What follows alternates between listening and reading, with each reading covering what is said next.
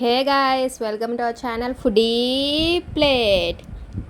ఈరోజు నేనైతే మేము సంక్రాంతికి పిండి వంటల్లో చేసుకునే ఒక ఐటమ్ గులాబీ పూలు అంటామండి. వీటిని మీరైతే ఏమంటారో కింద కామెంట్ సెక్షన్లో చెప్పండి మీ వైపు. అది చూపిద్దాం అనుకుంటున్నాను.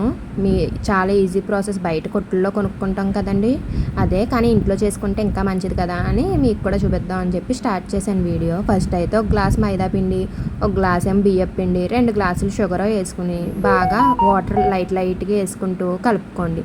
షుగర్ పలుకుల కింద ఉంటుంది, గమ్మున మిక్స్ అవ్వదేమో అనుకుంటే షుగర్ని మిక్సీలో వేసుకుని పౌడర్ కింద చేసుకుని కూడా వేసుకోవచ్చండి.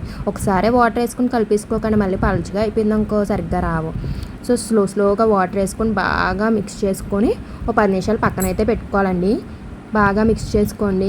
మిక్స్ చేసుకున్నాక లైట్గా సోడా అయితే వేసుకోవాలండి. దీంట్లో సోడా ఒక 1/2 స్పూను, చిన్న స్పూన్తో ఒక 1/2 స్పూన్ వేసుకోవాలండి. నేనైతే ఇక్కడ చూపిస్తాను మీకు. అదిగో కొంచెం వేసుకోవాలి. సోడా వేసుకున్నాక ఇంకోసారి బాగా మిక్స్ చేసుకుని ఓ పక్కన అయితే పెట్టేసుకోండి 10 నిమిషాలు. ఈలోపు పక్కన స్టవ్ మీద ఒక కడాయి పెట్టుకుని డీప్ ఫ్రైకి తగ్గట్టు ఆయిల్ పోసుకొని బాగా కాగనివ్వండి. ఇదిగో ఇక్కడ కనిపిస్తుంది కదా, ఇది గులాబీ పూలు చేసుకునే సట్రం అంటారండి. ఇదైతే పక్కా కావాలి మరి ఈ ప్రాసెస్కి. ఈ సట్రం అయితే సేవ్ అండి, స్టీల్ షాపుల్లో దొరుకుతుందండి మీకు.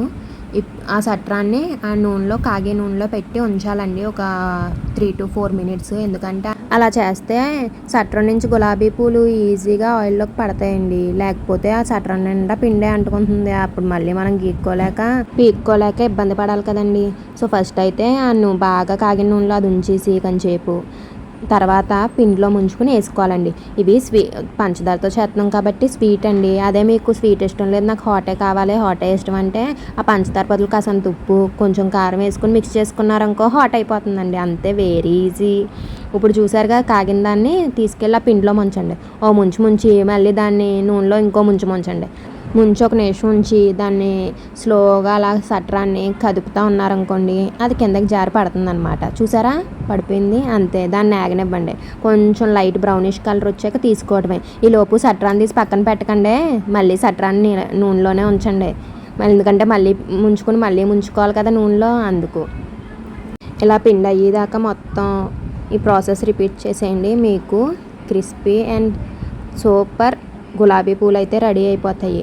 మీరు ఎప్పుడో ట్రై చేయకపోతే ట్రై చేసి ఎలా ఉన్నాయో ఎలా వచ్చాయో కామెంట్ సెక్షన్లో అయితే చెప్పడం మర్చిపోకండి.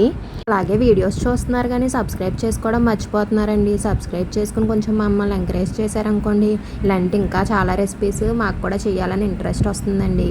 సో త్వరగా సబ్స్క్రైబ్ చేసుకోవాలని సబ్స్క్రైబ్ చేసేసుకోండి. ఇదిగో మన టేస్టీ అండ్ క్రిస్పీ గులాబీ పూలు అయితే రెడీ అయిపోయినాయి. ఇప్పుడు డబ్బాలో చోటు తీసుకుని నోట్లో వేసుకుని పరాపరా నవ్వలేడమే.